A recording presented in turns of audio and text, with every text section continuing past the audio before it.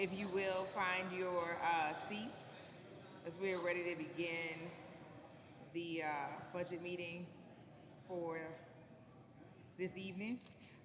So again, good evening. My name is Kimber White Dupree. I am a host on WVOK 1230 AM, and I will be your moderator tonight for Mayor LaToya Cantrell's community budget meeting. So tonight is where we will hear directly from you, the residents, so that you can share and voice your priorities, ask your questions with regard to the 2024 city budget. Now, Mayor Cantrell and her administration are hosting meetings within each council district to engage the public so that you are able to provide input on how the city should allocate funding for city services and priorities.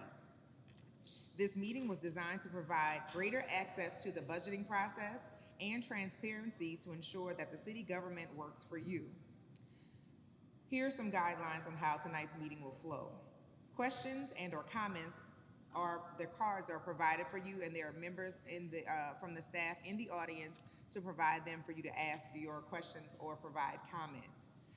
Please make sure that you print your questions or your comments so that we can communicate that information effectively. If you did not get a card, if the staff would, there are people around the audience and walking the aisles that will share those with you all. If you have your cell phones with you, we ask that you silence them at this time. And once you have completed your question and or comment card, please turn them into the staff members that are walking the aisles so that you can receive a response during the question and answer portion. If a question was submitted multiple times, it will be grouped with the others and also responded only once. Attendees are reminded to keep your questions and comments concise and to the point, as well as relevant. When we reach the question and answer section, we will address all questions first and then read any comment cards at the end. A survey was also provided to each attendee. The city encourages all attendees to complete and submit it before the ending of the meeting. Residents are also encouraged to meet with some core department heads that are in attendance tonight after the meeting has wrapped. So with that, we will yield, and I think, Madam Mayor, would you like to open with the Pledge of Allegiance? Absolutely. Please stand. Please stand. Place your right hand over your heart. I pledge allegiance to the flag of the United States of America and to the republic for which it stands, one nation, under God, indivisible, with liberty and justice for all. Thank you. And now we'll have the invocation by Pastor Watson.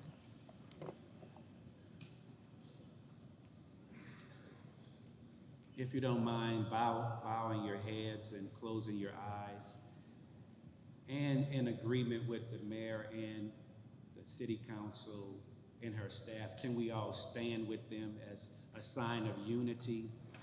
As we stand, we're saying we're standing in unity.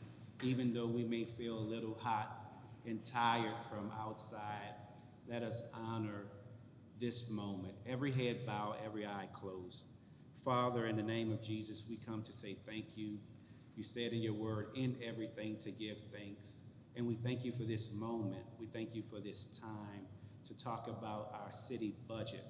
We praise you, Father God, that you are continuing to give us wisdom, knowledge, and understanding as it relates to the finances of our city. Father, we pray that you will give us provision for the vision that our great mayor has. And we pray for her safety. We pray for her mind. We pray for her body. We thank you for her leadership. We thank you, God, that she continues to stand bold to help us in every crisis that we've had in our city. We pray for the city council. We pray, Father God, that we will continue to have agreement. For you said in your word, where two or three touch and agree, you would be in the midst. Now bless our students as they come back to school. Bless the teachers as they come back to school. Lord, let them have great school years all over this city. Let our scores go up. We pray against any crime that will try to hurt our young people and any family. For you said in your word, no weapon formed against us shall prosper. We love you and we praise you. This is our prayer. In Jesus' name, and everybody shout, praise the Lord. You may be seated. Yes, that was a wonderful way to begin this meeting. We'd like to also hear from our Algiers President Council, Ms. Yvonne Wilson Grubb.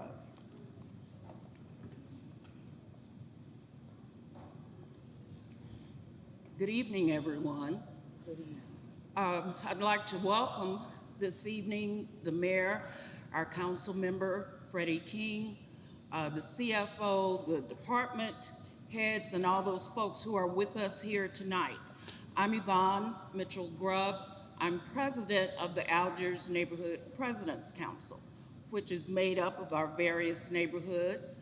Mine is Walnut Bend. I see presidents from our other neighborhood associations here tonight, and so many of our residents. This is a time for us to make our concerns known about how we can have a budget that will allow us to have a better Algiers and a better New Orleans. So at this time, and a better District C, whichever side of the river you're on. So I know that we're going to listen. I know that we will have a lot of questions, but I think those questions will invoke thought about what's needed to make improvements in our neighborhoods and in our city. So we welcome you all here with us tonight, and we look forward to the discussion, and let's talk about progress. Thank you so much. Thank you so much.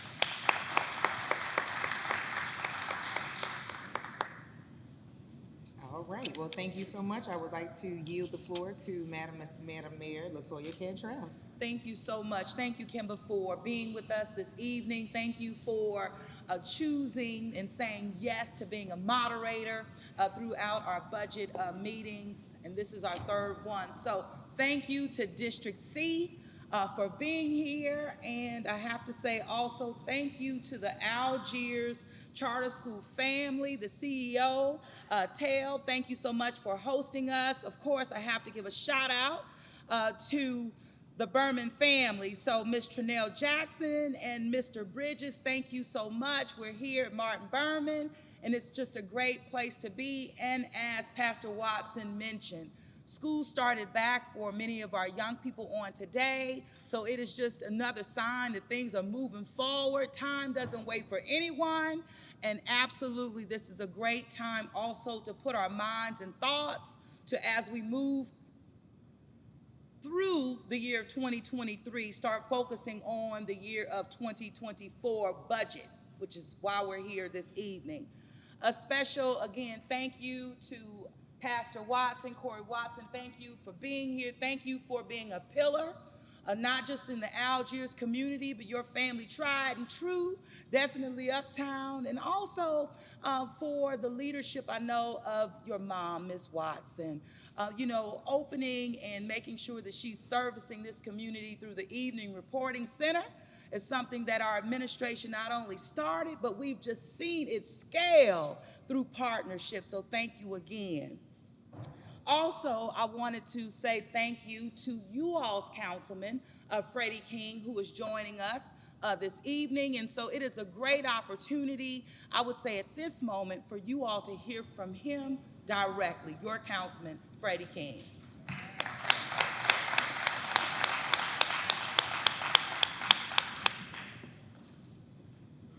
All right, good evening. Good evening, District C. Good evening, everyone. Thank you for attending. I'm going to keep my remarks short because you're not here to hear or see me. We're here to hear about the budget and hear from our mayor. I want to start off by publicly acknowledging and thanking the mayor for keeping her commitments to the Algiers community. There's a lot of great things that was put in place with the budget last year that we're seeing come to fruition, namely the developments with NARD, with Norman Park, with the splash pad and cutoff, with the renovations at Morris FX Jeff, the tennis courts with Skelly Rupp, with the indoor pool. So we mentioned things last year and the previous year about what's needed, and those things are happening. So can we get up for the mayor, thank her for that leadership and delivering on those promises. Thank you. And this is District C. the only district in the city that has both sides of the river, so we definitely didn't forget about the East Bank. There's millions of dollars in street infrastructure and repairs going in District C. I know we just broke ground on a nearly $20 million program or green infrastructure program in St. Roch.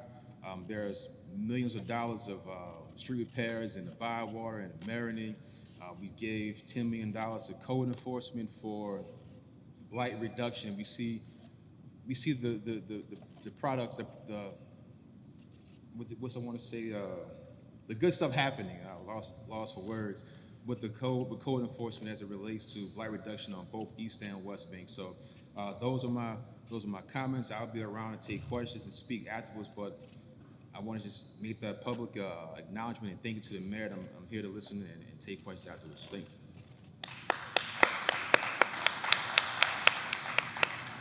Thank you so much, Councilman. And it does take partnerships in the spirit of partnership, and that is something I know that I offer, and that of the entire administration. So thank you again.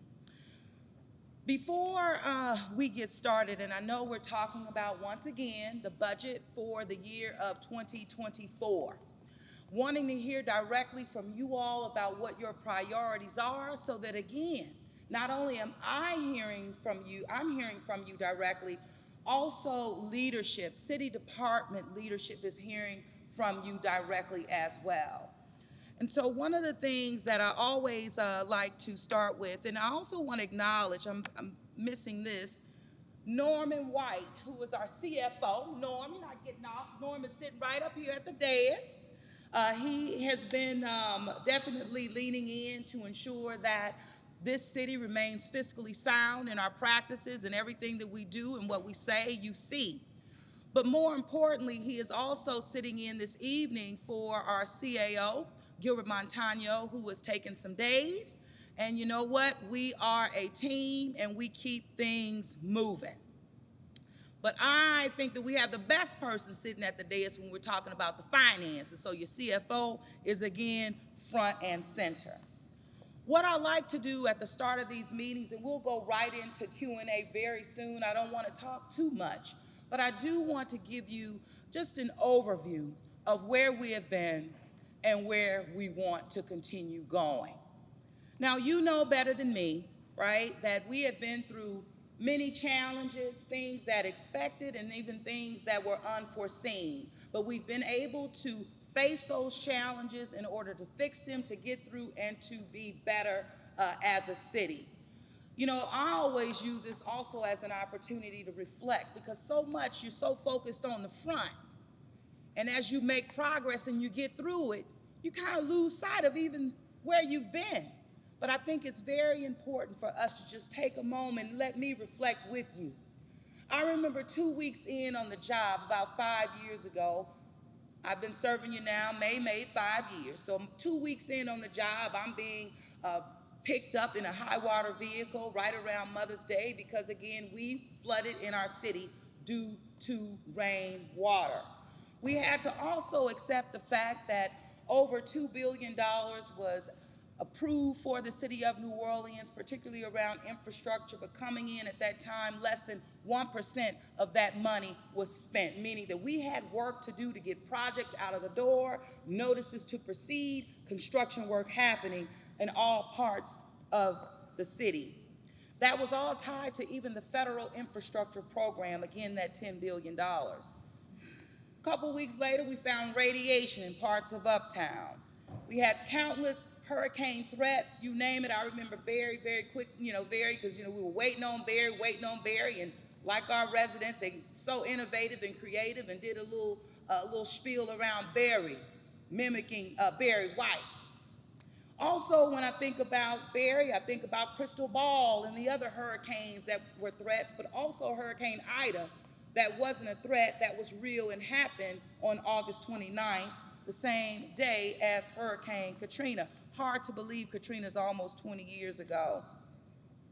We had a cyber attack that hit this city, and thank God for real stewardship. The city of New Orleans took out cyber attack insurance because you know what? We saw very earlier on in that term what happened in Atlanta, and we switched gears very quickly to ensure that we could protect ourselves as best as possible. Cyber attack came our way. We saw the hotel collapse in our downtown where we lost 3 of our members of our community that one we'll never forget about, and I continue to reach out and love on those families. We saw tornadoes hit our city on multiple occasions. We saw COVID-19 that we had to live through for over 3 years and even still seeing remnants of COVID, no doubt about that. We had a fiscal crisis that came our way as we were dealt with and how we dealt with COVID-19 in the city of New Orleans. We came in here with boil water advisories, seemed like they were happening every single day. We had billing problems, meaning we had systems that did not talk, financial systems that didn't even talk to one another, that now we have replaced them into one particular system so we know who's paid, who's not, on time, and the like. We had financials, I mentioned the financial systems that did not talk, but we also had to make sure that we had parity relative to wages and the like. We faced all of these different challenges and so many more that I'm not rattling off, but the fact of the matter is this city faced them. And we know that they brought the fiscal challenges that also came with it, but at the end of the day, we were able to manage through. In 2020, yes, with this fiscal crisis, we had to cut our budget $100 million due to COVID-19 and the money that we had to spend that we, one, did not get back fully from the state of Louisiana through that CARES Act money. Still $70 million that we were never fully reimbursed for. But that gave me everything that I needed to stand on to fight for direct allocation, bypassing any third party, but coming directly to the city of New Orleans. And thank God that happened. That came in the American Rescue Plan dollars and we call it tranches, a tranche 1 that we received at a rate of $194. And again, this allowed us to fill those gaps immediately to keep city government working. But at the same time, we had our employees still having to take that 20% pay cut, every single department that hit every employee in the city of New Orleans. Still, again, looking forward and not giving up at all, fighting again for direct allocation, that second tranche that would come our way. In 2022, we saw that, and we have been able to ensure that we not only fill gaps, also make good with our employees, because when I told them when we were cutting 20%, I told them if we can make it right on the back end, the city would make it right, and we did. But we even went a little bit further. But again, without the direct allocation of those ARPA dollars, I don't know where we would be. But what I do know is where we are. And we're in a great financial position. We have been prudent in our practices, steady as it relates to our fund balance, making sure that we're able to shield ourselves from things that come our way that are unexpected even. So in 2023, we were able to adopt a budget of $1.4 billion to address priorities that I do believe are still the same, but this is the budget meeting so that you all can get me straight. If there are changes, you let us know, and you let us know right here and right now. But we're continuing to address public safety and public health and treating public safety as a matter of public health, looking through all of those lenses by ensuring that we can do force multipliers, enhancing technology, equipment, focusing on quality of life issues as well as housing, homelessness, infrastructure continues to be our priority, and of course, expanding youth programming, meeting our young people where they are, and people where they are through the Office of Youth and Families. We have been able to ensure, again, that our goals are ones that we are not only staying focused on, but we're seeing progress and steady progress every step of the way. We saw even here recently and even today us giving the press announcement or the press conference about Family Connects. And this is that universal visiting program to when those 3,000 babies are born in the city of New Orleans, your city is able to address maternity health, which the state of Louisiana leads in, which means that the city of New Orleans needs to get a grip on it. And we're doing that by putting your resources to work so that the families, those mothers, can get that first visit, for a 12-week period, but directly a week after she gets home. We know for a fact that this will help our young children survive, our families thrive, but our families thrive as a unit in a holistic way. I mention that because we did that just today. But that is also in partnership with Think Kids, for example. We put $10 million into a program so that we can ensure that our young people have mental health services in this city, because our young people have told us directly what they need, and we're putting resources there. We will continue to do these force multipliers. It really does matter, even as we think about our homeless community, those who are most vulnerable. But as it relates to public health, public safety is all wrapped and tied into it. We're seeing the fruits of the labor of our men and women on the ground every day. We have some of the highest levels of beating back and fighting crime that we have seen in a while in our city. We are moving in the right direction. We just made sure that we onboarded Class 199 with the New Orleans Police Department, the largest class that we've seen since 2019. That was 33 recruits, again, moving steadily in the right direction. Force multipliers, I have to also mention the Mobile Crisis Intervention Unit. Of course, we piloted this on the front end, but we launched it, and guess what? It is working.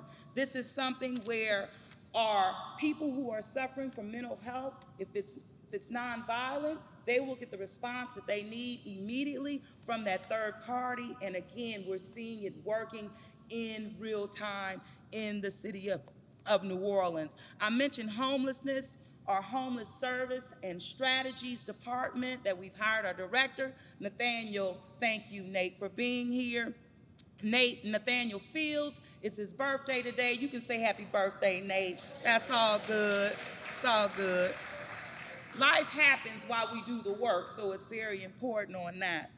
Also, as it relates to this city in terms of District C, just being very intentional. We have invested, I tell you, millions, over 84 million in projects directly. We know that District C, particularly in the Algiers side, wasn't able to benefit as much from federal, meaning FEMA money after Hurricane Katrina, which posed a problem for the city of New Orleans, and particularly our ability to want to serve our residents on this side of the river that took in all of us when we could not have any action. In the 80% of the city, the 20% stepped up. So what we have been able to do, because of your hard work and passing that bond sale that you did for the city in November of 2019, the bond sale allows us to fill gaps where they exist. And I have to say, District C has really received a large portion of those resources because, again, filling that gap where federal money was not available. We've seen also Park and Parkways continues to invest, planting over 295 trees in District C alone, but over 1,100 of them throughout the city of New Orleans, with our goal of being 40,000. We have to deal with our tree canopy. The city is warming up, we know that, and the tree canopy not only helps us with cooling the city off, but also how we deal with water, making sure that it's absorbed appropriately, freeing it up from going into our drains, therefore making this city safer. We've seen the impact of federal dollars, CDBG dollar, managed very effectively. Over 41 million in city subsidies, funding 14 affordable housing projects, and this will not stop. It's also layered with your bond money that you've allowed us to sell, and we're looking to go back out for a second sale by the end of this year. Of course, we will continue to invest in infrastructure. We see 56 roadwork projects completed in District C with an estimate of $121 million, but we are not slowing down. We have 10 roadwork projects under construction right now, at $101 million. So again, not slowing up at all. We can't slow up. Money is on a deadline and we have to spend it, but we also know we need our infrastructure invested in, and we're going to continue to go deep. The councilman spoke about NORD projects happening in District C, some that we're all proud about and very excited. We've also secured $52.4 million that you can see under construction at our power plant. It's the West Power Complex with the Sewage and Water Board. We started our smart metering installations. That's going to clear up bill accuracy altogether. The escalations will go away only because of smart metering, and that's something that we're happy about.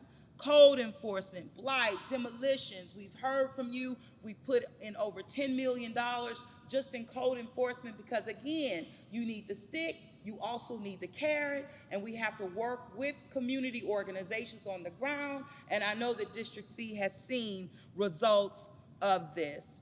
Workforce development, Job One has participated in over 56 hiring events because we're hiring in the city of New Orleans, throughout the city. But what I want to impart on you tonight is that your city government is hiring.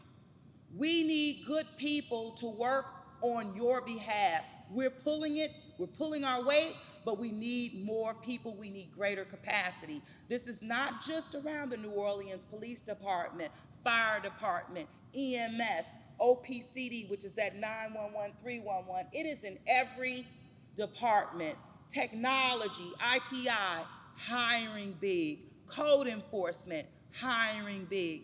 Every single EMD, you name it. So please, please, we need you to serve you better. So we are hiring, and we've built in incentives as well that I'm reminding the city directors. We have incentives for you all and for all of our employees who make referrals and individuals get hired. And we're seeing it working, but we absolutely need more people to work for the city of New Orleans. Also, before I close and I go right into Q&A, I have to give a real shout out to the Mayor's Office of Cultural Economy.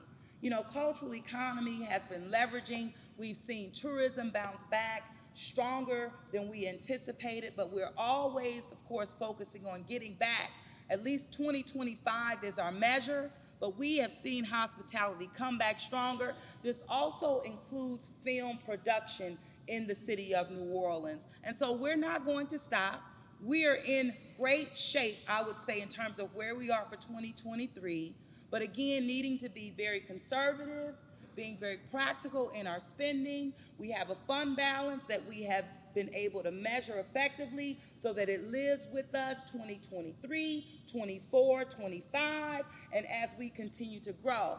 But because we've done so well with your resources, I am here and united with the New Orleans City Council, our Councilman King, who is with us, that we are not in favor of any roll forwards this moving forward, meaning that we believe that our budget, our revenues, that we have enough, one, to build out your budget for 2024 that will not include any tax increases coming from the administration at all. So when we put forth our budget to the City Council, it will not have a quadrennial assessment attached to it, and we believe that, again, this is the time to take the burden off because inflation is real, and how you all have had to manage is something that is real as well. But before I turn it over to Q&A, I'm going to ask you to, with me, you know, every time I get city leadership and city department leaders before me,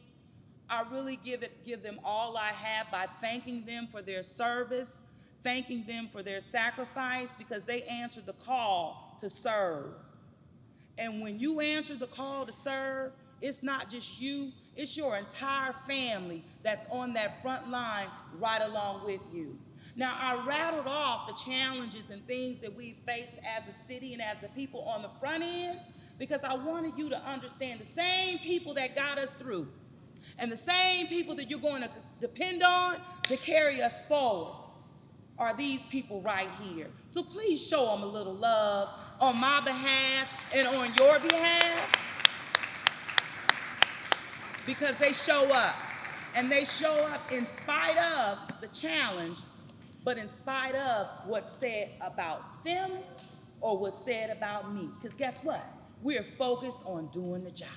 So we're wanting to continue to deliver for you, and we're here to do just that, to hear from you. So thank you. As I've told you, team, you're here for a reason. If a question comes up and it speaks to your area of experience and what you're doing day to day, think about those 4,000 employees that work for us, but get to the mic, let them hear from you, because you all give it everything you have every day. I know that, but it's also good for them to hear from you. And as I always say, get me straight. Do not hesitate to get me straight. And you can get me straight in real time, because again, we're here to serve the public and for them to get it straight from us as well. So without further ado, Kimber, thank you. I'm gonna be quiet. And I'm turning it over. Okay, good afternoon or good evening again. This is another reminder that if you do have comments and or questions, please get a comment card from the staff members who are walking the aisle so that you can share your questions and we can get them read and they can get answered tonight. Because we don't have that many cards, and I know you all have questions that you need answered, so please, please, please do submit them. So we'll begin with this question.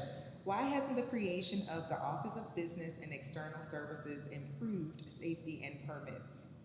It's why has it improved? Why hasn't the creation improved permits and safety and permits? Okay, so the Office of Business and External Services was one that was created to have a real focus in reimagining how we as a city do business with the public. OBES has all of our forward, I would say, public-facing entities that are under its umbrella to, one, make it easy for you to do business with the city of New Orleans, to grow revenues, is when you're doing business with the city, it should result in a win-win all around. So safety and permits is under OBES. Code enforcement is under OBES. The VCC, the Vous Carré Commission, HDOC, again, all of those public-facing entities. And it is also our goal to improve customer service. Again, making it easy to do business with the city of New Orleans. We just moved into new office space. I want to say 2 weeks ago. Time is all over the place for me, but I remember we cut the ribbon a couple of weeks ago. The space has been built out with the intention in mind for it's a great place to do business, a quality environment for our people to work in, but also for the public to be served in. So I will say that it will improve your service or our service that we give to you, but also what you get from the city of New Orleans. The work environment matters, and this is something that we believe will move this city forward. Anything to add on that, Lance? Yeah, thank you, Madam Mayor. I think the first thing we'd like to add is just that safety and permits is certainly a point of emphasis for OBES. It's something we realize we can do better, and we're working towards that. As Madam Mayor pointed out, the new facility and the new offices for safety and permits definitely make a difference. If you haven't been, I would encourage you to go. We're also undertaking an assessment of safety and permits right now, and we hope to have the results later this year, and that will again focus on not just our internal process, but making sure our customer service and our permits align with what's needed from the public. Absolutely. Thank you for that, Lance. And you did remind me of that's exactly what we're going through right now. Safety and permits as well as code enforcement. This is our time. This is something that we've wanted to embark upon a couple of years ago. We were distracted a little bit by COVID-19, but not so distracted where we kept our eye off of the ball. Remember, the reorg of OBES or the creation of OBES even happened during COVID, and we kept going, and here we are, and we're going to continue to improve and to be better because of it. Ms. Kimber. This question is related to budget, and also Councilperson King, if you would like to add on, please. let me know. All right, this question is, can you please explain in detail how the public comments for today's meetings will be compiled and where residents can see the results of their engagement? Well, there is a survey that was provided for everyone to answer, and if you have not had access to that, I think the QR code is in the back. So if you would like to submit that information, and that'll be shared with department heads and also with the council. All right, our next question is, our kids will inherit a world with rising water, more inhospitable weather events, and insurance rates that will change housing and make it very difficult to afford a home. How can the city help prepare them to survive and lead in this new environmental future? Okay, prepare children to survive? As they, I guess, I'm assuming, I'm looking to see if. Okay, so we're on the front lines of climate change in the city of New Orleans and absolutely educating our children as it relates to that. One of the things when I mentioned, being picked up in a high water vehicle 5 years ago, clearly we have seen the investments pay off for the city. We're not experiencing the same in terms of flooding that we have seen 5 years ago because of the investments that we're making. And also a true testament of that is we're getting more storms come faster and more water than ever, but yet we're able to maintain it better. But in terms of educating our young people, it is working with our schools, letting them understand the environment in which they're living in. Also, how mighty that Mississippi River is. If you remember, we had some tragedy there a couple of years ago. But again, making sure our young people and our people in the city understand how to live with water. Asia, what you got? I also want to add the work of the Parks Master Plan in partnership with NORD, Parks and Parkway. The Parks Master Plan is put together to focus specifically on equity and resilience. So the two pieces of that are really looking at making sure that all of our communities are being worked on in a way that makes sure our property values are respected and honored and fixed, so that way everyone gets what they need. But also the resilience piece, making sure that when we do these investments, that we're also building in the infrastructure to make sure that we are adapting to our changing climate. So we, the Office of Youth and Families, are one of the partners who are making sure that information is disseminated, so you can find it on our website. Additionally, we are looking at what the next 8 months plan is going to be, so that way we are ready for the legislature, so that way the state can also be involved in supporting the city in this work. So. Right, and you should also know that the green infrastructure work that the city is doing, over 145 million plus in these resilient districts, are also learning opportunities and environments for all of us. Also, with working with schools directly, the Sewage and Water Board has a program that it extends.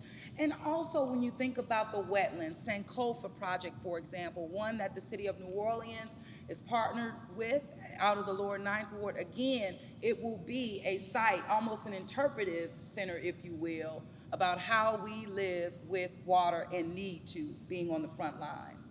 Ms. Kemba. Yes, the next question is, how can we ensure the future development of affordable, sustainable housing?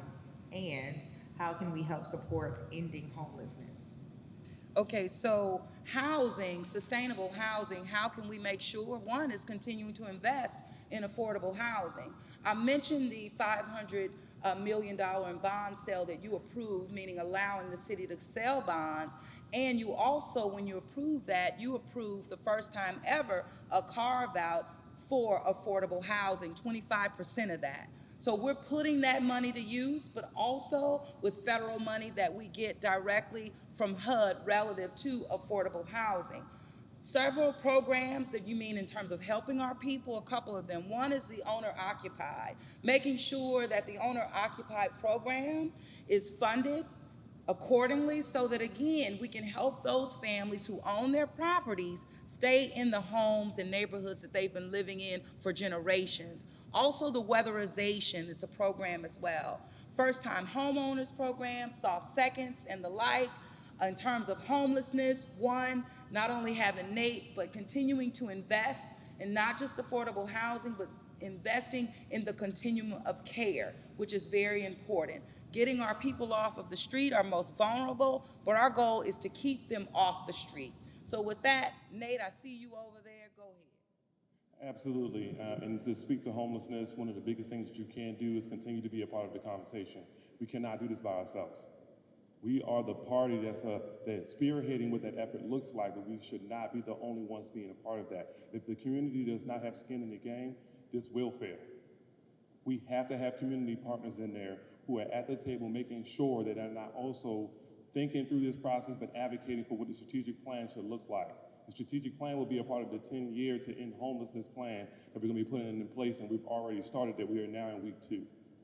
But we need everyone to be a part of that process. And for those individuals who have not sought out how to be a part of that process, I will be here after this conversation is done. All right, thank you. So thank you for that. I know that they were questions, but as I'm hearing them, it comes to me as priorities as well. If they're not structured in that manner, I'm getting it as a priority coming from the community, focusing on homelessness as well as affordable housing. Kimba. All right. Here's the next question. It is, how can we ensure our young students are staying in school and learning on a level that can support their learning needs at any age? So how can we make sure that our young people are in school? This has to be in partnership with our schools. And this is one of the reasons too, in terms of the Mayor's Office of Youth and Families has been working. We put in money to work with the school system around truancy. The school system this year, and hopefully a unified command, they have a campaign.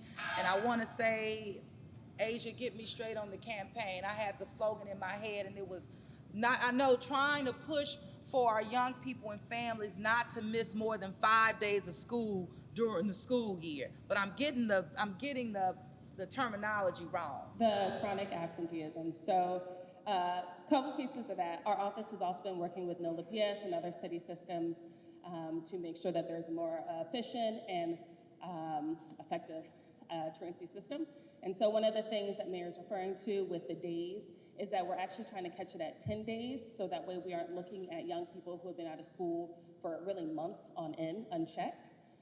So I have not told Madam Mayor this yet, but we did have a conversation with FINS this morning, and they're really excited to continue to move this forward. FINS is going to be an incredibly important partner in this, not only because they're functioning to make sure that there's accountability in this way, but also to make sure that there's enough people and resources to that social worker aspect, so that way our young people who are not in school are not criminalized for that, but instead supported along with their families to make sure they have the resources to be reconnected with schools. So that is the current update. Yeah. FINS is excited to continue the work. Sure, but just understand this, I am not resting on the fact that the city of New Orleans, meaning city government, has to take this on all by itself when we don't manage nor have authority over schools in the city. Now, I do believe now we have a responsibility, no doubt. And so we are putting resources towards truancy to help, but I will not rest until the system as a whole, which we know is not unified, meaning, charter management organizations, which is fine, but overall, I do believe there needs to be greater accountability relative to kids who are not in school. This will bode very well in partnership with the New Orleans Police Department. This is something that I know that we need desperately, meaning a real partnership and accountability regarding kids who are not in seats. We need to know about it. It is not something that the New Orleans Police Department can manage, nor should manage on its own at all. So it's something that we will continue to be focused on, but we do need our kids showing up, because that's going to have an impact on, how we are improving the overall quality of life of themselves as well as our city overall. If you don't mind, may I interject another piece for that also? Or if you don't mind, would you mind if I interjected a piece on that regarding that network? As an educator, I also want to offer to neighborhood friends and members of the neighborhood and the community. While our school system is CMO charter management run, we still have an obligation to make sure as neighbors and neighborhood members that we are paying attention to the things that are happening in our communities. Right now, we don't have a good provision of neighborhood schools, but these kids go to schools in our communities. So if we see things that are inappropriate or out of order, it is also our responsibility to make sure that we report that to the correct authorities as well, and so that the whole network can work together. All right. All right, so before I continue with the next question, this is a reminder, if you are not able to submit your question through the comment card or the question card, you are also able to email your question to citybudget@nola.gov.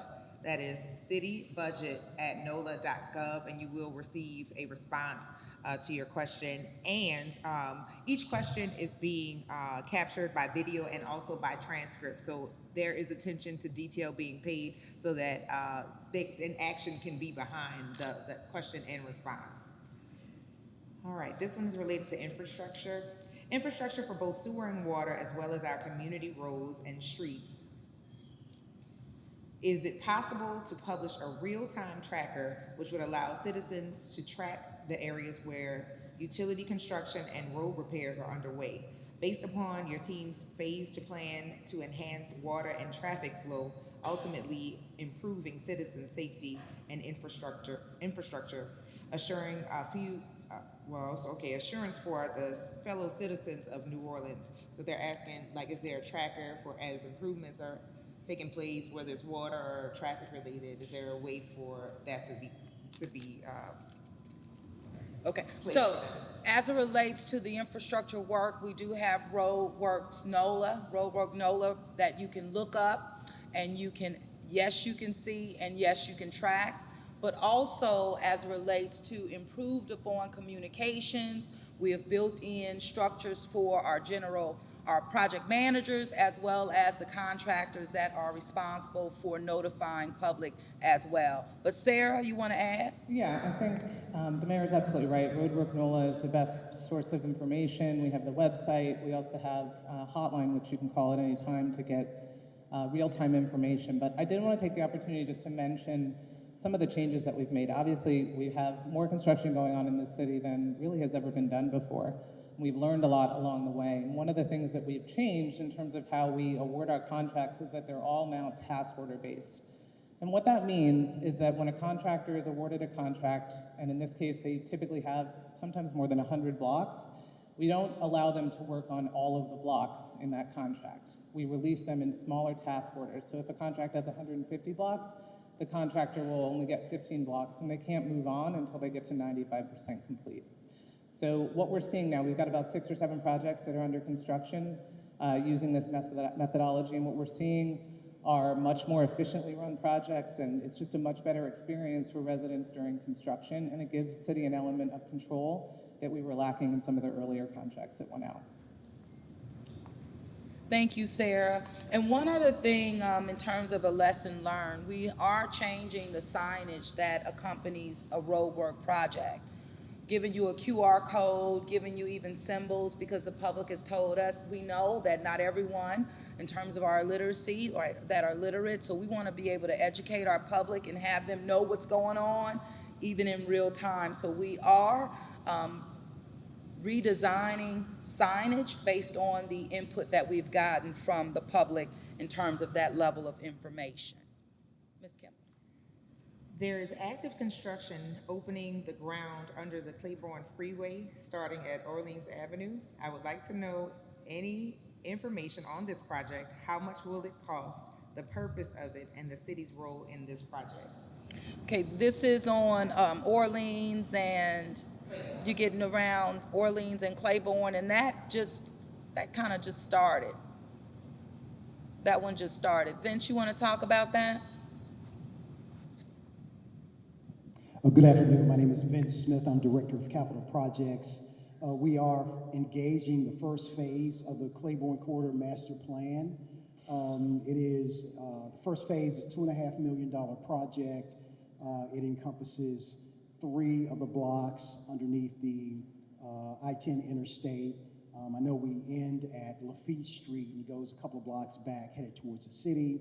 The project is a joint venture with the city and Ujamaa, who is a nonprofit organization in the Treme area. Ujamaa is going to be responsible for managing the project. The city's bid, the bid came through the city. The contractor is CDW Services, and they're a certified DBE contractor, which is great. The scope of work, and once again, we're implementing the master plan that was developed several years ago with a lot of community engagement to develop that plan. We are scheduled, like we just launched out, we're scheduled to be complete sometime in, say mid-October, mid to the end of October. The scope includes, refurbishing not refurbishing, but we're going to be painting the underside of the interstate. There's Nairi, who is the head of Ujamaa, and Nairi, you can maybe add to anything that I miss. But we're going to be painting the underside of the interstate. We're going to be adding lighting. We're going to have stormwater improvements, landscaping for stormwater management. We're going to be redirecting the water off the interstate into some stormwater structures, planting, bioswales. We're going to have a couple of commercial kiosks that we're going to be installing. There's going to be a modular restroom as well. We're going to re-asphalt the underside of the asphalted area as well. So it's, first phase demonstration project to prove that we can be successful with refurbishing the underside of the interstate to create a more attractive area for commerce and entertainment. Did I miss anything, Natalie? Thank you, Vince. And the last portion of that project recently passed the New Orleans City Council, and then I signed that ordinance on today. So again, the prep work, all of it is aligned and in sync, so when we sign, we get it rolling. So that's what's going on. And here's a follow-up to this question. Okay. What is the plan for the community and business communication impact and coordination as it relates to construction on Claiborne with the CID projects? So with these particular projects, I mean, that's one of when Vince mentioned the organization, the community partner, that is that community partner that has been a part of the planning and will also be a partner in managing and being just that direct point for the community, for those businesses. So just being very intentional again of making sure that the stakeholders are still at the table and a part of the process through the implementation phase. Anything to add? Well, just lastly, Mayor, we do plan on scheduling a groundbreaking ceremony. We got to coordinate that with you, of course, and with Ujamaa. So that's going to be coming up pretty soon as well. And one additional piece, is there funding or money in the budget for existing businesses that are already being affected or impacted by that project? Well, existing businesses, so through the Office of Economic Development is where we focus on resources for our small businesses, and particularly those that are in corridors and of course where we are doing work.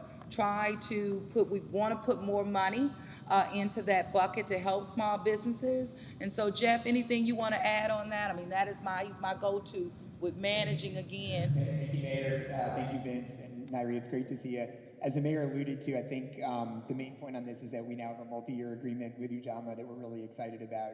As the mayor said, as an on-the-ground organization doing work in the community every day, that's been, I think, the steward of the vision. I think the city investing in Ujamaa to continue to do that work every day with business owners is, I think, how we'll be able to support businesses on a day-to-day basis.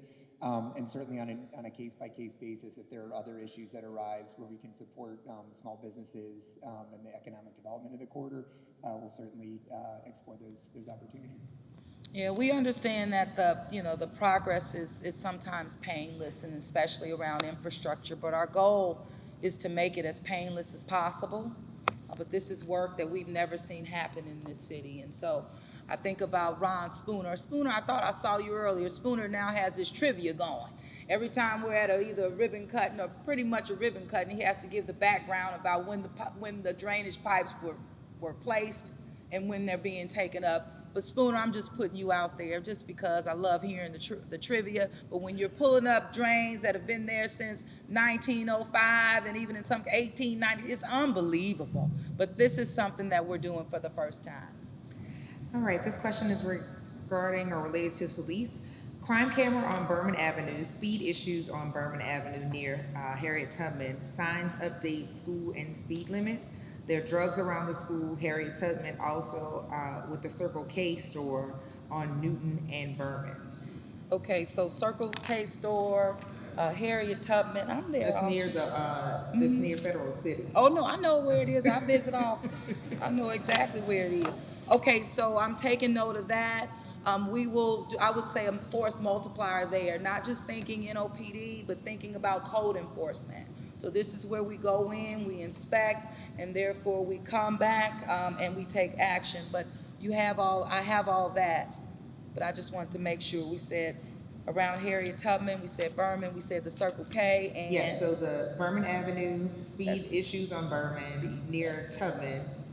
And then they also, I'm sensing that they need signs updated about the speed. okay, And then the Circle K, that I guess they're either dealing drugs or using drugs near and across the street from the school. okay, very good. And I see Ross Bourgeois, who handles the Real-Time Crime Center for the city of New Orleans. Grab the mic. Go ahead, Ross. Good evening, everyone. There is a crime camera near Harriet Tubman. There was an accident. A vehicle struck the pole. The camera was on. We had to take the camera down. DPW and Entergy replaced that pole, and I happened to pass that on my way here this afternoon. That camera is up and running. The lights are flashing. It's functional. And there's also a camera at Newton and Berman. Okay, very good. What'd Yes, you ma'am. say?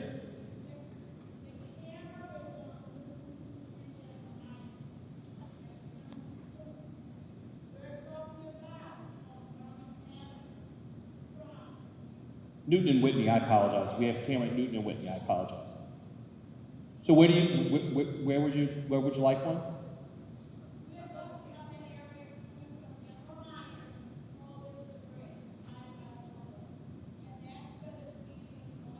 Okay. Okay.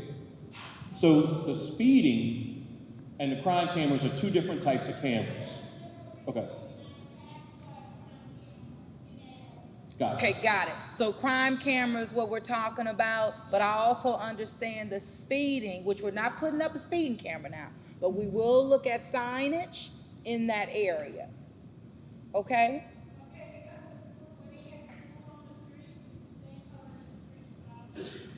Okay, got it. And we have a Safe Routes to Schools department within our DPW, and so I know the team is listening, and we will get to work on that.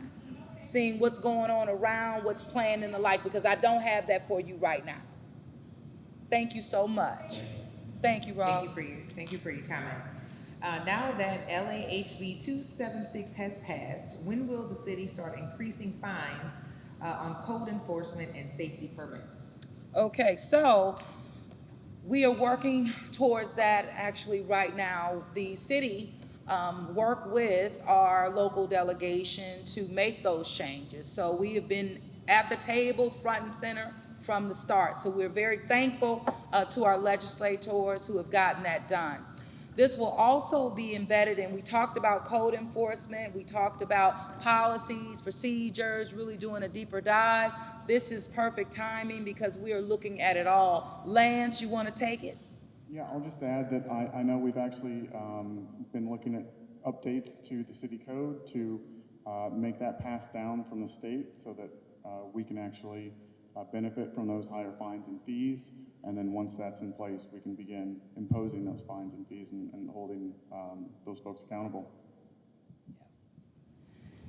And it cannot get lost on you that we have to have the right formula and policy in place so that the city of New Orleans gets her fair share from those fines and fees. All right.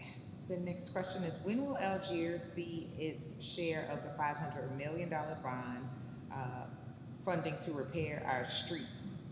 And when will, that's the question. Okay, so Algiers has seen a lot of the bond sale money in terms of filling gaps to get projects going, and particularly projects that did not have a federal dollar attached to them. So it speaks to not just roads, it speaks to drainage, and we do have a multi-million-dollar investment happening with the Sewage and Water Board on our canals in Algiers, which is a long time coming, but we were relentless in getting the dollars necessary to move that project forward. Even as it relates to facilities and the like, we mentioned off some of those, the pool renovations at Morris FX Jeff.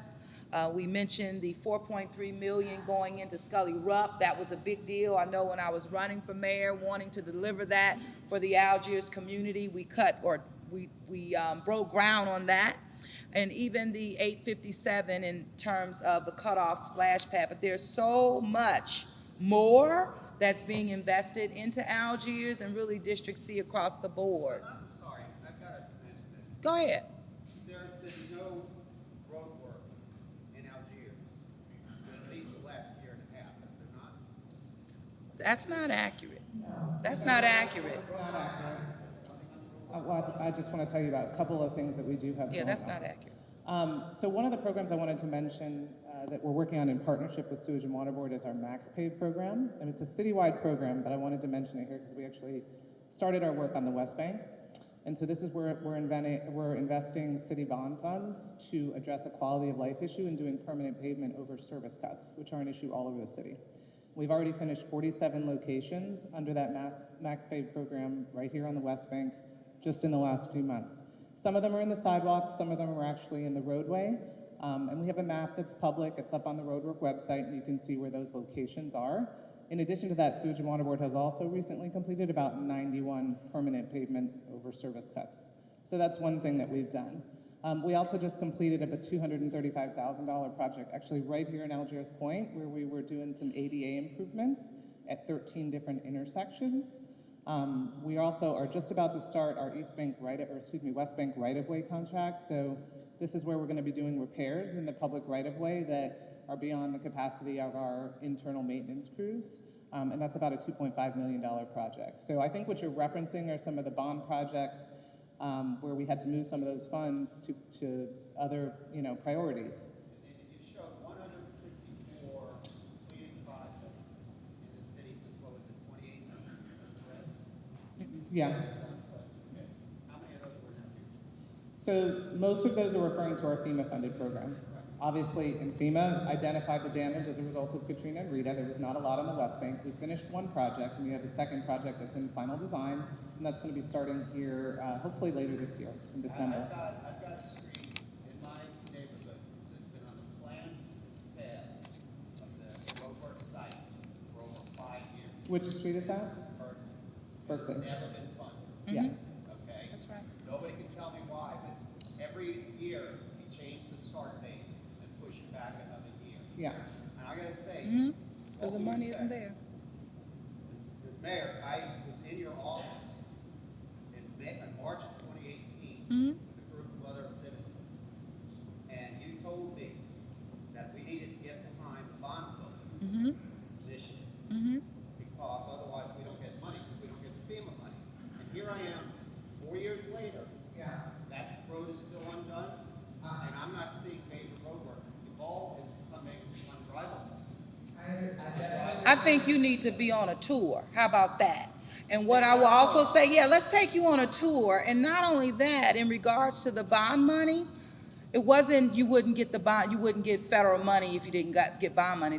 Those are two separate things. But what I did say and what we're doing is, as I mentioned, it fills a gap. So when we do have either a gap that's there, and really for Algiers, just projects in general, without federal money, it allows us to move forward. But you asked specifically about a project that did not have the full complement of funding, that still doesn't have the full complement of funding, but it is still on our list of priorities because it needs to get done, and we want it to get done, and it allows your city to continue to get federal dollar and give real examples about when we get the money where it will go. Your city is leading in the United States of America with the level of projects that we have in queue because we've done the work and done the due diligence, but asking for the additional money that your city needs to fulfill all of these obligations in this city that have gone neglected for decades. And that's why your city is doing more now than we've ever done in the history because we never had the funding to do it. But you have my commitment. But we'll take you on a tour. Sarah, you can write that down. And so I Yeah.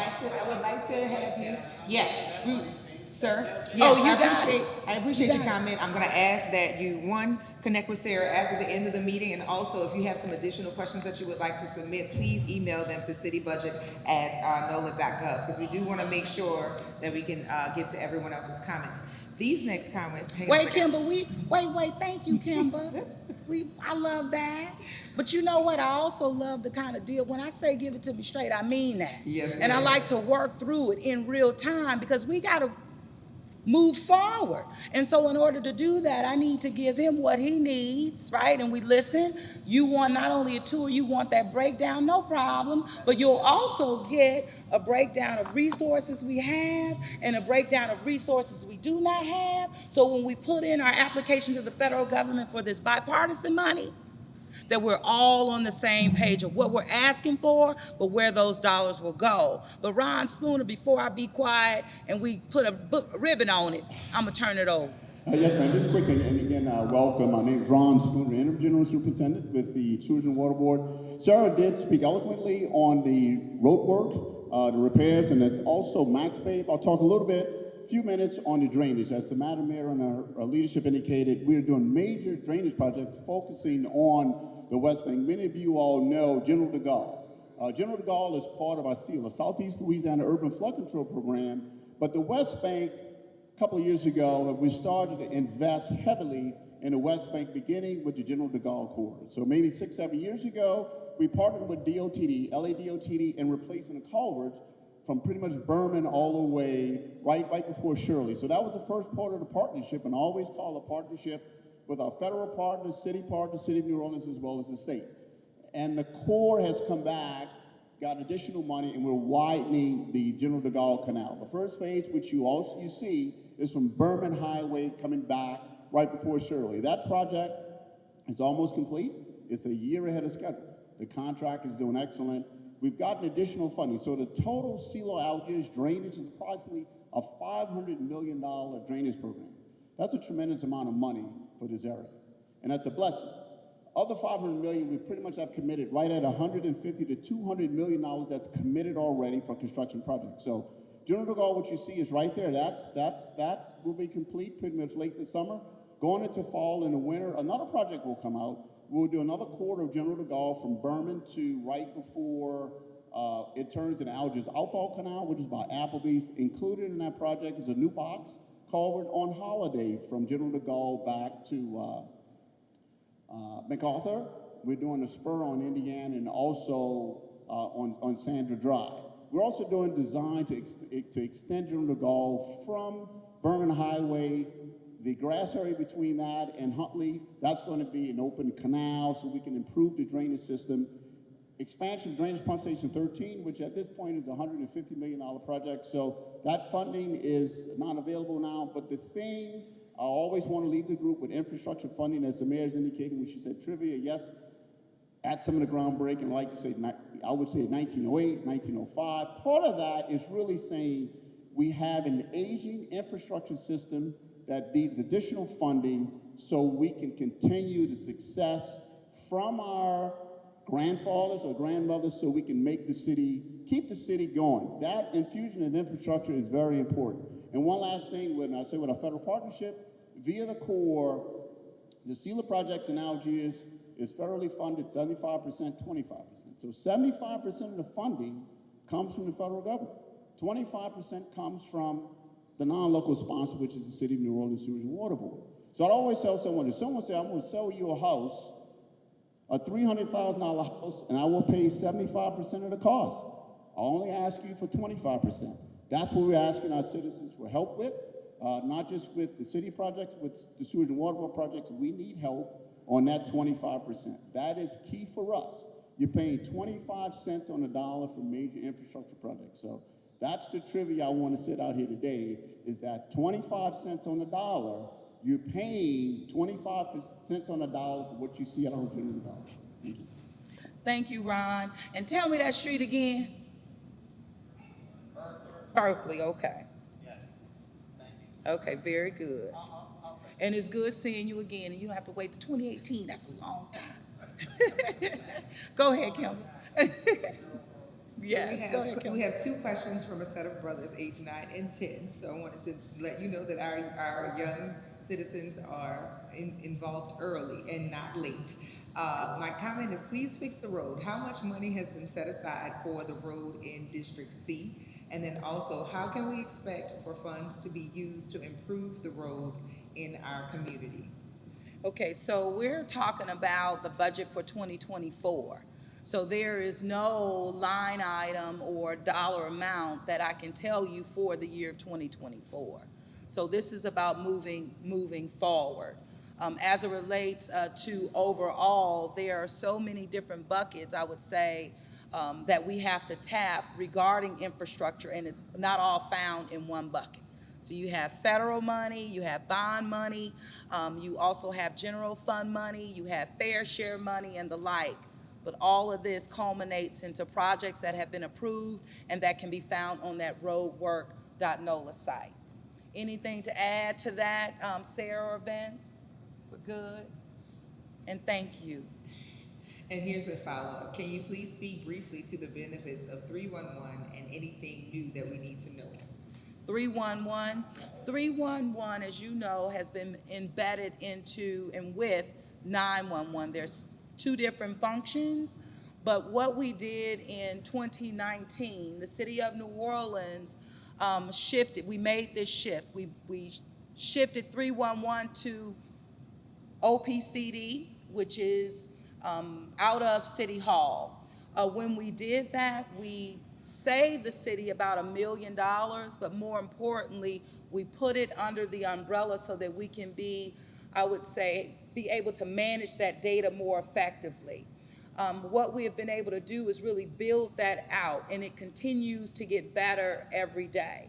But 311 is that entity that receives the information and makes sure that that information is therefore shared with departments. And when it gets to the respective department, that's when, one, the issue is either addressed or resolved, or you get the feedback, not yet, and the like. But it's not when you call 311, immediately you see that it's repaired. No, the people who are taking the calls, those heroes under the headset, are not the ones charged with going out to do whatever you're reporting to 311. But we've been utilizing it on many different ways, getting information out, but also to get information in. Is there anything that you want to add to that, Carl? Okay. Our next question is, what are the solutions to the buses when they don't pick the kids up, and how does the school address the issue? This parent is saying that she has experienced many kids that don't have another way to school. Is there another alternative, such as RTA, for kids to get to school? So the public schools are required to provide transportation. So they do have a bus contract for each of the management organizations. Unfortunately, this is just one of the a result of not having a unified district. We went as a city, or really as the district itself, spending anywhere from $3 to $4 million a year on transportation to $33 million a year, with multiple transit contracts that are aligned with those charter management organizations. It is not managed at all by the city of New Orleans, but what I will say is this: if you let us know which schools that you're seeking or having trouble with, the Office of Youth and Families, we will go directly to those CMOs and work also with NOLA Public Schools. So we'll work with you until we get it resolved. That is what I can say to you this evening. You heard from Asia, who is here, but if you know of, and school just started back today, and we know that that wasn't for everyone. But if there are issues starting today, let us know. If there are issues that you had last year that you're wanting to make sure doesn't happen this year, again, let us know. So if we can do some troubleshooting and some proactive work, that's what we would like to do sooner rather than later.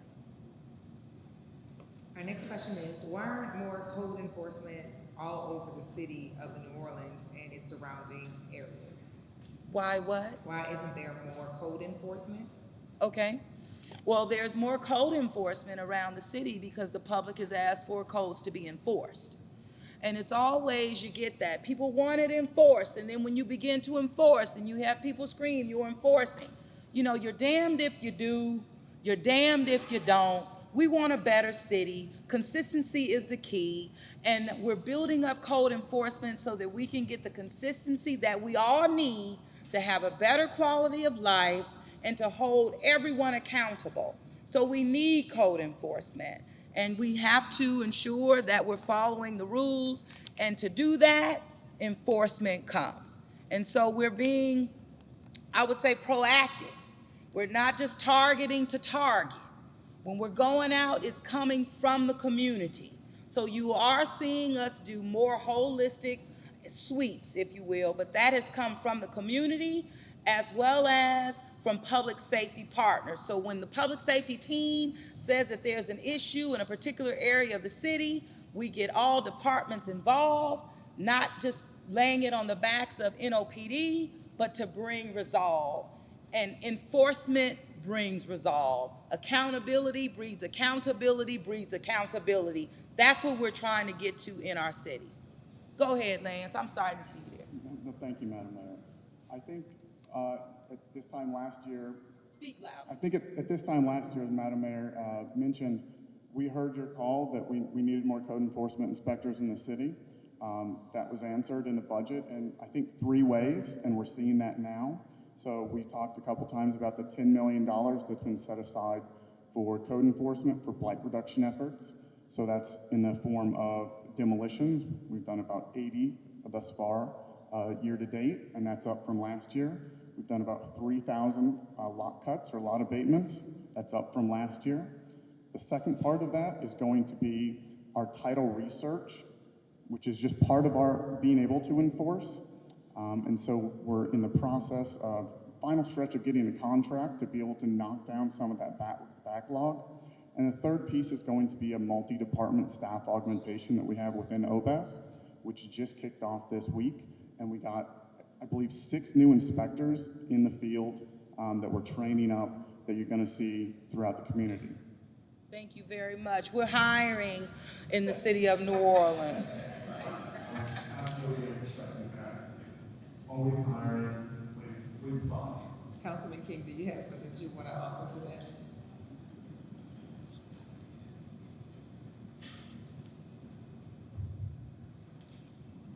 Well, I do know that in District C, we've been averaging about 1 to 2, let's say 1 demolition per month since I've taken office, and that number has increased since the $10 million has been allocated towards code enforcement.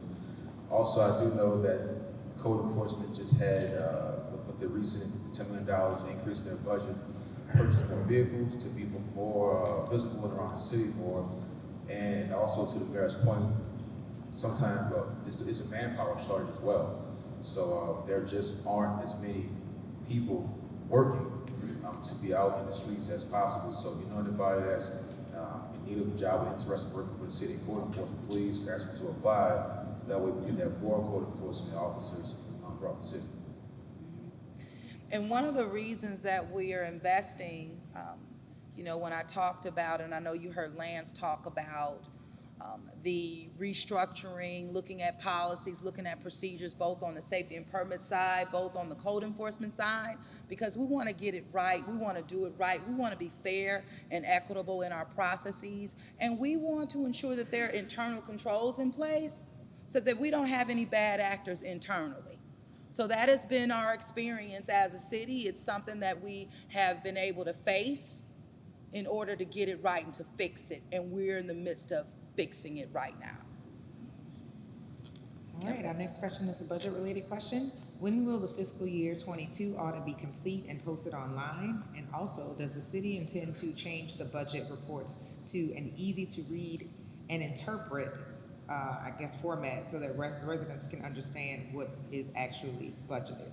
Yeah, that sounds like Mr. Burnside. I don't know if that was you, but Mr. Burnside has been communicating about the look of the book. Norm, in our leadership meeting on Monday, we talked about embracing strategies to make it easier for the public to digest, and also embracing the fact of our literacy and our illiteracy in terms of the population. People should be able to look to also see and have it explained.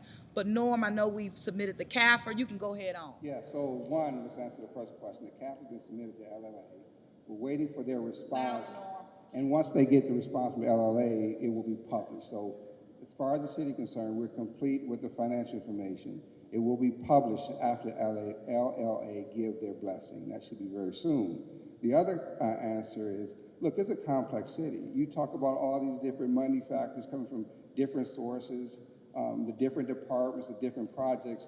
It can be a host of information that we have to put together in a matter of months. And so now to interpret that in a way in which we need to understand it is a difficult part. So if you have a way in which you would like to see it so you can understand your particular point, get with me after. We're looking for ideas that may help you better, but I just want you to understand, if you look at the CAFR, I know it's rather Greeky, right? So I get it. Folks who enjoy numbers, who are in this discipline, love to see the book.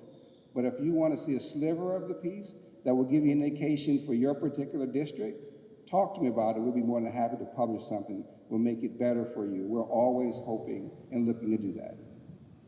Thank you, Norm. And Norm mentioned something that I'm always talk to the team about, and even when things are reported, it's almost sometimes you want to oversimplify a complex issue, and sometimes it's just complex. And when we give it to you, that's what it is. It's not trying to make it seem what it's not. It's just you can't overly simplify. Sometimes it just doesn't work like that in the real world and in real time with the work that we're having to manage through and actually deliver on your behalf. Ms. Kimber? Yes, this was mentioned in the presentation of the canopy. What are the plans to increase the tree canopy, and what is the budget for it? And also impact upon health and safety and quality of life, drainage and beautification. Okay, so in regards to, I heard the tree canopy. I know Michael is here. We can talk about that. We expended over $900,000 of the $3.4 million, which is a fund and projected. These were all tied to looking at the 311 data first and using that to prioritize areas that we address first relative to park and parkways. Of course, we've been able to purchase new equipment to increase just our operations. We've installed, I talked about the trees in terms of the canopy and wanting to put more dollars there. We have responded to the USDA, a grant that the city of New Orleans is really in the lead to receiving, one that is aligned with our goal of planting over 40,000 trees. This is something that the USDA has approved, but more importantly, what's so good for us, the city of New Orleans is on their list of priorities, but also the federal government has waived the match for our city. And so that's a big deal. If we don't have to have that match, we get the dollars and we put those dollars to work because we have a plan in place. Hey, Michael, go ahead. Hey, Mayor. Yeah, just to add to that, so for the first time in years, we've had over 1,100 trees planted citywide. A good portion of those are in District C, both in the East Bank and the West Bank. That's over 1,100 trees planted in neutral grounds, parks, playgrounds, and also we're bolstering our relationship with our partners with Soul Mill Tree Project. As the mayor mentioned, we had the application with through the city with Parks and Parkways and our neighboring, our partner organizations for that USDA grant, with the hope of adding over 1,000 trees a year, not this coming year, but in subsequent years, with the goal of reaching the 40% canopy. So we're looking to a successful application and to hopefully hear from that soon. Thank you, Michael. And then also, I know Asia mentioned the Parks for All our Green Easy, that's the plan and the program for green spaces throughout the city. And even, Michael, we were talking just not long ago, just about, the burden that our canopies endure being on the front lines. And so reinvesting is very important. Thank you. The next question says, and I also want to make everyone aware, we're in our last 30 minutes or so, and we want to get everybody out of here on time. So if we don't get to your question, please email your question to citybudget@nola.gov. We want to make sure that we are not overextending anybody on their time. The next question is, does the city have plans to increase traffic enforcement cameras since the city has hired ATS as consultants to NOPD for $11 million? Traffic enforcement cameras, no. What we're really wanting to know, we are looking at force multipliers, no doubt about it, so that we can get, we're back, but really wanting to get back to traffic patrols. We are doing traffic patrols, but wanting to increase the capacity there. We believe that that's also a force multiplier as our officers are out in the community, you see them and the like. So that's happening, but we are looking, of course, to grow that capacity. The third party comes in when it's about an accident and generating those reports and responding in real time to those accidents. And that's, again, a force multiplier there. Chief Gantier, anything you want to add relative to this?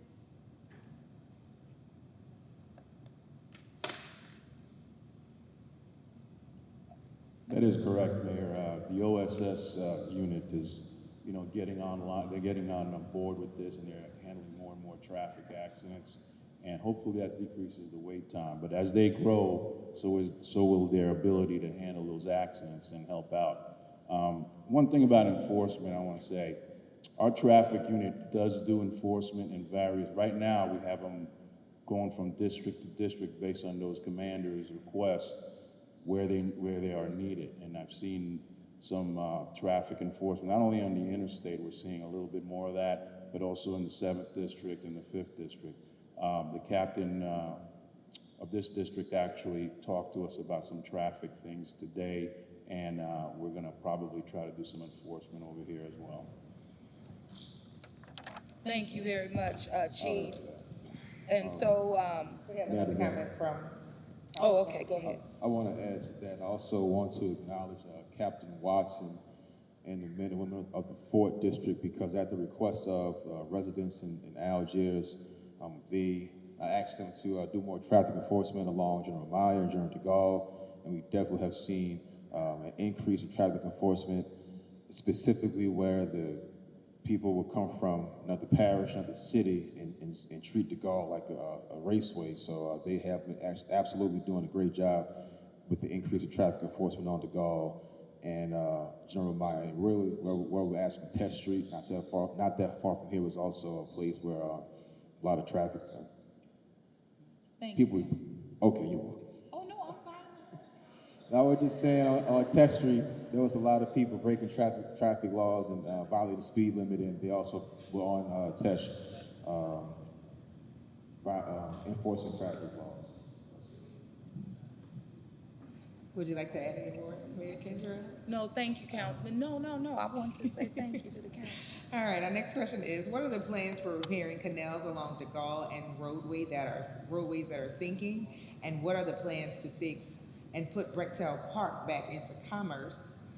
And finally, what is being done to make it easier for businesses to locate here rather than other parishes? Okay, so Brechtel Park, I know we're working through that.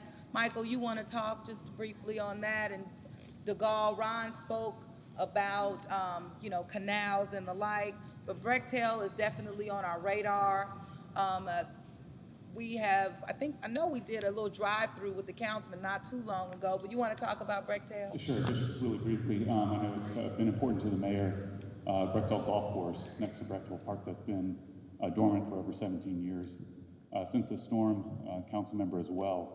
Our plan moving forward is to put together a master plan to incorporate both the golf course into Brechtel Park, which is open every day and is really well maintained by our staff. Also, in the interim, recognizing that a master plan is going to take some time, I stood before many of you at a community meeting not so long ago here, and said that we do have a plan to open up a portion of Brechtel Golf Course in a similar fashion without a master plan, to where we can keep it maintained and keep it open just for passive activity in the short term. And we're looking to work towards that goal by the end of this year with the 23 budget. Yeah, thank you very much. And then in terms of, you talked about roads, what's the plan? The plan is to work our plan. Infrastructure improvements throughout this city and absolutely throughout District C. So we're not going to stop. We cannot stop. The future of this city depends upon it.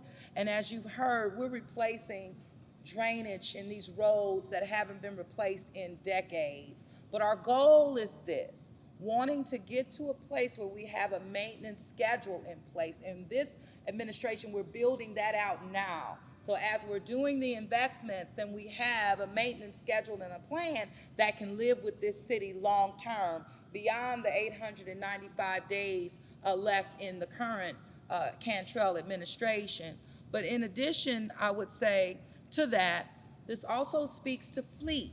You've heard that we've purchased fleet across every single department, of course, including our public safety. But this allows us to do something that we were working to do at the start of 2019, a fleet replacement schedule. So now, as we're onboarding these new vehicles, already built into that process is accountability around maintenance. So that, again, you shouldn't wait till it breaks to know when you need to replace, or know, in a timely fashion. But again, this was this city's first opportunity to do a massive fleet replacement in decades. We've never seen it like this. So we want to make sure that we leave it better than how we found it, so that future leadership has a real plan of action that they can live with moving forward.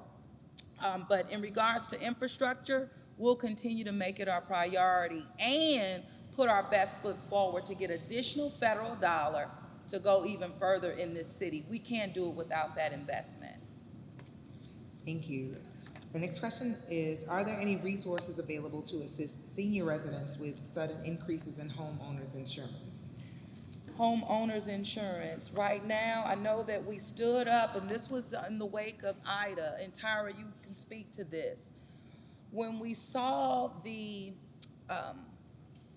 deductibles, when we saw high deductibles hitting our homeowners after Hurricane Ida, we moved very quickly into creating an insurance program that helped our folks, deal with those high deductibles. It is my hope that we can do similar, but again, it's the resources that we have to be able to do that with. But Tyra, you want to speak to it? Yes, thanks, Madam Mayor. What we're looking at right now, the Office of Community Development, we actually have a meeting in 2 weeks with Louisiana Housing Corporation to see if we can get some resources for residents to be able to deal with the high insurance. As you all know, it's everybody, everywhere. It's not just the insurance, it's the interest rates.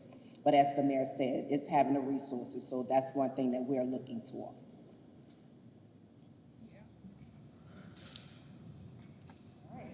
Oh, and I remember, I forgot I did mention, they asked about doing business in the city of New Orleans. I think that was one of the last questions to that, yeah. It didn't get lost on me, I remember. But Jeff, I was gonna call on you just to give, the question was around, how are we making it easy to do business? One is OBES through safety and permits and getting folks through the permitting process and the like, but also in ways that we're investing in small businesses, but also allowing for the businesses to not only to start, but to scale. And that's why I'm wearing my little NASA pin, because a lot of work is being done in this area. Jeff? Absolutely, thank you, Mayor. Yeah, I was gonna say that, I think overall, thinking about economic development, being very grounded in places and not always thinking about hitting home runs, but really the to use bad sports analogies, the singles and doubles, the blocking and tackling.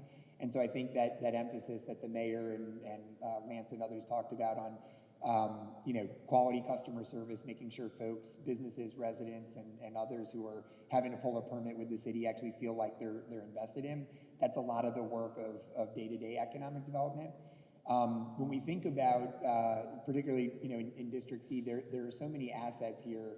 And so we do a lot of work with folks like the AEDF, the Algiers Economic Development Foundation. We've had meetings with the council member to think about place-based approaches like economic development districts and how we can do more to, maybe funnel some additional dollars into priority areas, building off of assets like Federal City and focusing on, Verret and other historic commercial corridors that might support more mom and pop shops.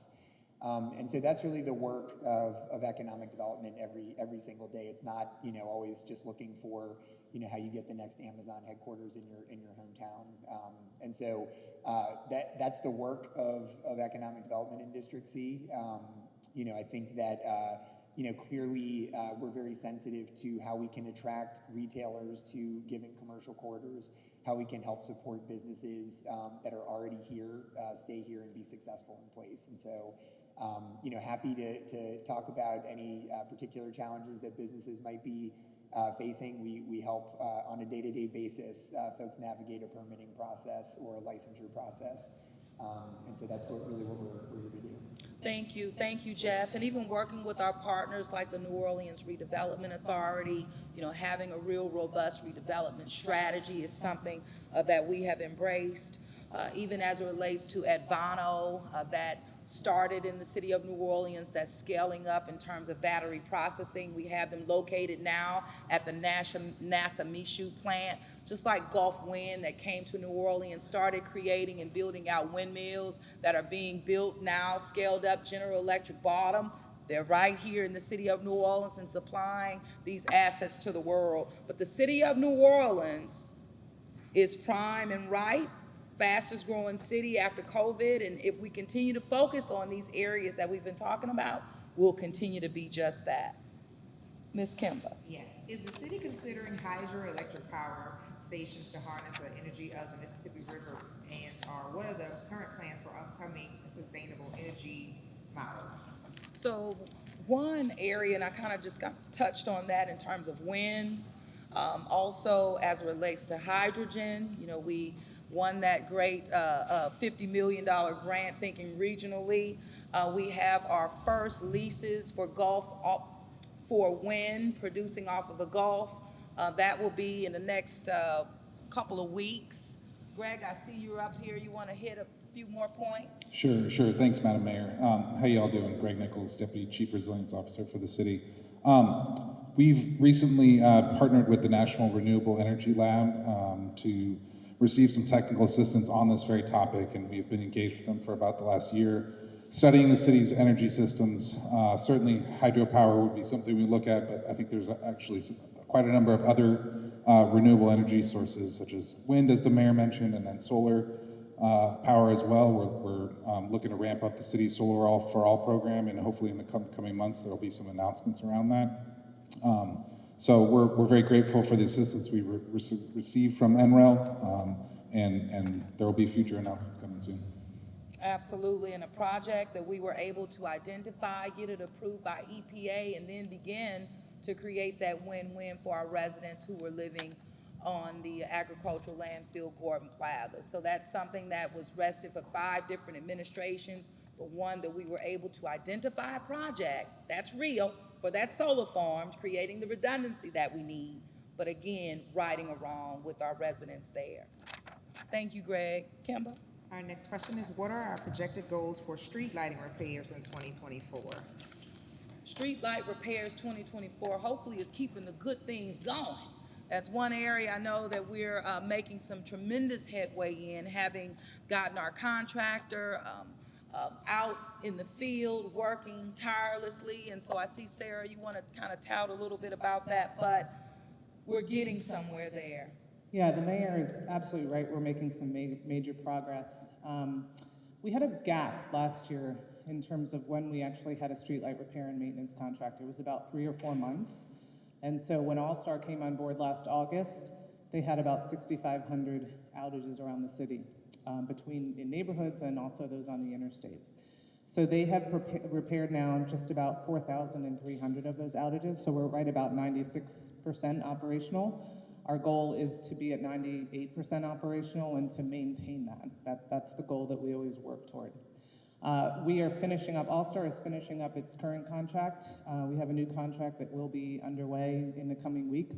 Some of the areas they're going to be focusing on in the immediate future are outages on the interstate. We still have a lot of outages in the New Orleans East area, around the high rise and out near Michoud.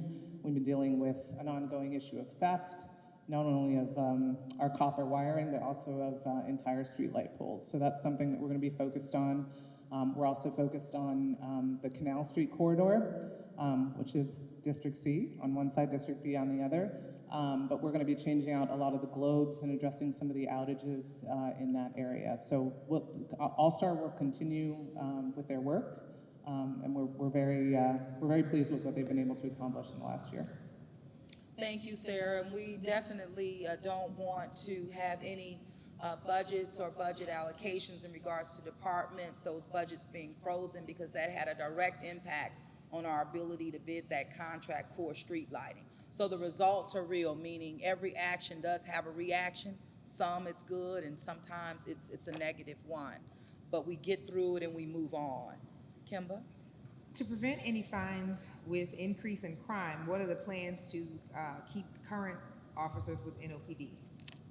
Okay, so as it relates to public safety, and even opening this up was about the investments that we have made in public safety and looking through that lens of public health. So in terms of recruitment, we also have to think about retention, and we pumped in over $80 million on both of these layers, including force multipliers towards public safety. So the goal is for us to recruit, but the goal is also for us to retain our officers. How we talk about our people, it matters. How we lift them up and how we dumb them down, it all matters. And when we're a city that we know that we're hiring and we want folks to answer that call to serve us, then how we treat them and how we dignify them in service, it does matter. So what we are seeing is that the city of New Orleans continues to do recruitment. We have restructured how we do that under Superintendent Woodfork, and I believe that that has had a direct impact on us even starting one of the largest classes since 2019. But again, we're seeing the retention bonuses that they had an impact. We have seen that in terms of attrition, we're voting very well in regards to where we have been. So we're moving in the right direction overall. And so what we want to do is just to continue to invest, continue to ensure that the tools and resources are where our officers need them to be, but also support the men and women who continue to show up every day in spite of challenges to do the work for the people. We are hiring. So if you want to be protected, listen, I know that we have people in our city because our police officers are saying, hey, they want more coming from local because they're the ones who stay the longest. And that's not just a saying, it's evident. So what I'm saying to you is let's look in our families, look in our neighborhood, and encourage people to answer the call, just like the men and women who continue to show up for us every day. And we also have put in resources in terms of civilian positions. And so we're seeing an impact that that has had as well. But again, we're hiring. We cannot do it alone. Wonderful. This question is directly to Councilmember King. Please address the ordinance to remove bike lanes in Algiers when safety for bikers is more important than ever. And how will the council actively involve and address disparities faced by marginalized youth?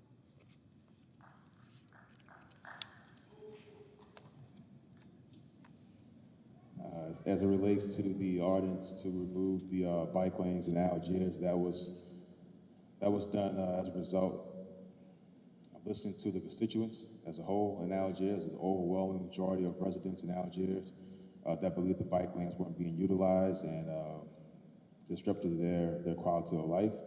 So that's why that was done.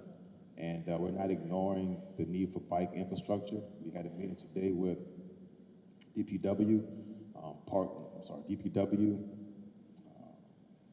Bike Easy, and the state DOTD to increase bike infrastructure throughout District C.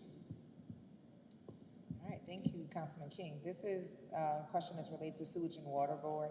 When will Sewage and Water Board fix its billing crisis, and what direct oversight and responsibility does the city have to ensure residents are not billed hundreds of dollars inaccurately? Thank you. So one of the things when I started, I mentioned challenges that we were having as a city, and those same challenges are not aligned as we were when we started, so it means progress. But in addition to that, what I will say, and as I also already said, was that the smart metering. The smart meters are the answer to accurate billing, period.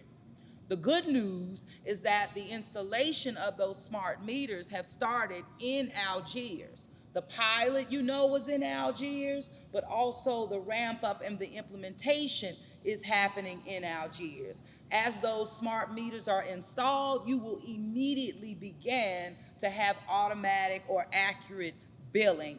That is the answer.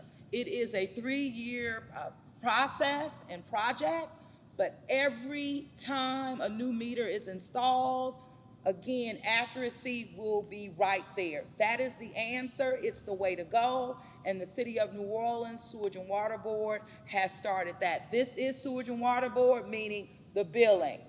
The one portion in regards to the billing that does show up on the Sewage and Water Board bill is for sanitation, and those dollars are redirected to the City of New Orleans. But that is the portion that the City of New Orleans receives.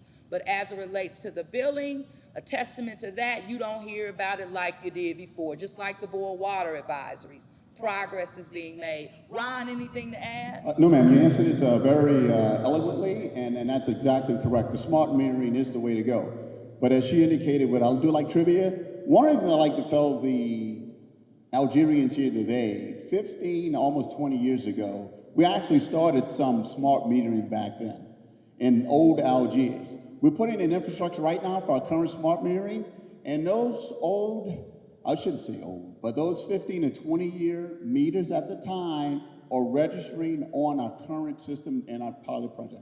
Those old meters will be changed out to the new smart metering, but it's just to save the technology from 15, 20 years ago. It is being picked up on the current smart metering infrastructure system, and it definitely works. As the mayor indicated eloquently, the smart metering is the way to go, minimizing estimates, you have better reads, and then the citizens also can log into your account to track the meter. Thank you. Thank you.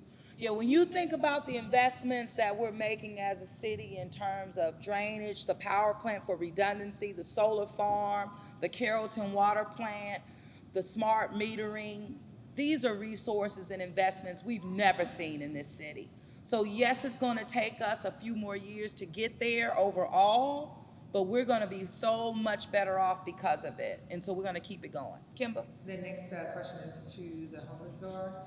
What is being done to address the current situation, and what is the funding to address the homelessness? Yeah, what is being done is getting people off the street and into permanent supportive housing with the wraparound services that our people need. In a very short period of time, I'm gonna turn it over to Nate because we've seen a tremendous impact on these encampments. Absolutely. So a couple of things is happening right now. Right now, the strategic plan has started, which is the plan to end homelessness. But since I've been here, I've gone to every single encampment, talked to every single individual, gone on to every single bridge, and I've actually worked with those individuals with helping them out. For the last 21 days, I've gone to every encampment during the hot weather, Saturdays and Sundays included. I passed out 1,342 bottles of water. For the last couple of weeks, I have OPC, or taking off the street individuals who are not in the better right of mind to be on those streets, into hospitals and other types of respite care. In the last couple of weeks, I have been working day in and day out with every single person that touched homeless service system on a robust plan of how to get people off the street and into affordable housing. I've been working with the Office of Community Development to create a housing strategy to move individuals off the street and into housing. I have been building out the Office of Homeless Services. Right now, I'm an office of two, myself and my administrative assistant, who's been doing an amazing job. She worked for me in Baltimore. We are out there every single day in every single way, in every single capacity, trying to find resolutions for our houseless individuals. We've been working with City Council closely in every single district. Your City Council person came out with us to help clean up in several areas within this district. We are doing above and beyond what you think we should be doing, and even more to make sure that we are working with the unhoused population to get them connected to services. I want everybody here to take a time out and think about this. When you're driving up and down the street, when you see the individual on the street corner, I want you to ask yourself, what can you do to be a part of that necessary need to help the unhoused community? It's one thing to be able to point out the problem. It's another thing to be a part of the solution. Thank you, Madam Mayor. Thank you.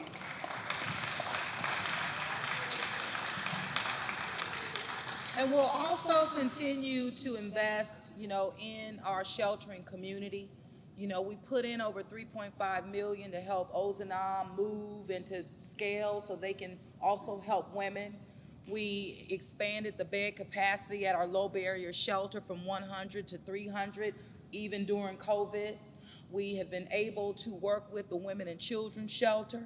We work with Better Citizens of Algiers. I'm looking at you, helping our people living with HIV, AIDS, those who are just struggling, mental health and the like. But every area we are investing. Is it enough? No. So we're wanting to go even deeper, and these are conversations that we continue to have with our Secretary of HUD, Ms. Marcia Fudge, who was also a mayor. And since she's been there, she has really listened and delivered on resources coming to the city of New Orleans, with the most recent, that $15 million for Unity, which we are all a part of. But Unity is that regional partner that we don't get to decide, but that's who we have to work with. And so we're wanting to make sure that even our partners are held accountable based on the resources that they receive, and making sure they get on the ground with partners that we work with to treat our most vulnerable people. So Kimba? Yes, this is our final question for the night. How soon will it be before we can see capital improvements to the pool, gym, and stadium, along with the track at the Morris F. Jeff Park? And I see work being done, but can you give me a timeline to completion? Yeah, we just broke the ground on that. Vince, what's that timeline? April of 24? Okay, so we just broke ground on that, I don't know, 3 or 4 weeks ago. I know it was hot. And we had residents come out, and one of our residents came out with a bottle of champagne, and she wanted to toast the fact that this project was actually happening. I did toast with her. So it's a real thing. But without further ado, and I wanted Norm to listen as he always does, but I wanted to give Norm just an opportunity to give a roundup, after you've listened, Norm, and he always keeps me, of course, straight and tells me, even when I don't want to hear it, he tells me what I have to hear, because that's what we have to do to stay focused and to make the right decisions. And so, Norm? Yes, ma'am. Okay. So one thing I want people to know is the entire program, financial program. One, the budget is the plan. It's not numbers. It's not dollars. It is the plan. Once the plan is implemented, we're in operational mode. We call it financing and moving dollars. The financial statements is a report card of what we've done. That's how it works. So your participation in this meeting was important for two reasons. One, I think you have unabated or uninterrupted conversation with the mayor. So that was enjoyable to see. I think you wanted to hear from the mayor. The other statement to make is fill out the survey cards, because if you fill out the survey cards, that is how we're going to set the priorities for the next plan. So a lot of conversations happened today regarding what we have done with the money that was invested in these departments thus far. I think this was the first time you heard of all the things that's been done, that's been going on throughout the city. And it's a lot. And so I think it's important for you to hear that. But again, we have a year coming up. So you get a chance to set the priorities. So don't leave here without filling out that survey card, because at the end of the day, when we come back here next year, you'll begin to hear what we've done with this year's investment. So thanks a lot for coming, and I've enjoyed the conversation. Thank you. Thank you, Norm. And you all know that the process one is for the administration to deliver a proposed budget to the New Orleans City Council. The City Council will then go forward with their own budget hearing, so that's another public process where you can go and engage directly with the City Council. Once the City Council approves a balanced budget, then the administration gets to work, as Norm said, with implementing. So thank you so much for being here. Thank you for all of our partners. Thank you just for showing up. And once again, the men and women that I depend on every single day to do the job, lead the city. Thank y'all so much. Just a reminder, if you were not able to get your question read, be sure that you email that to citybudget@nola.gov. And the next budget hearing will be held on Thursday, August 3rd at Esperanza Academy Middle School at 9330 4th Street. So we look forward to seeing you on our next budget meeting. Thank you, Kimba, and thank you so much, Yvonne Mitchell-Grubb and Walnut Bean and all the neighborhood organizations present.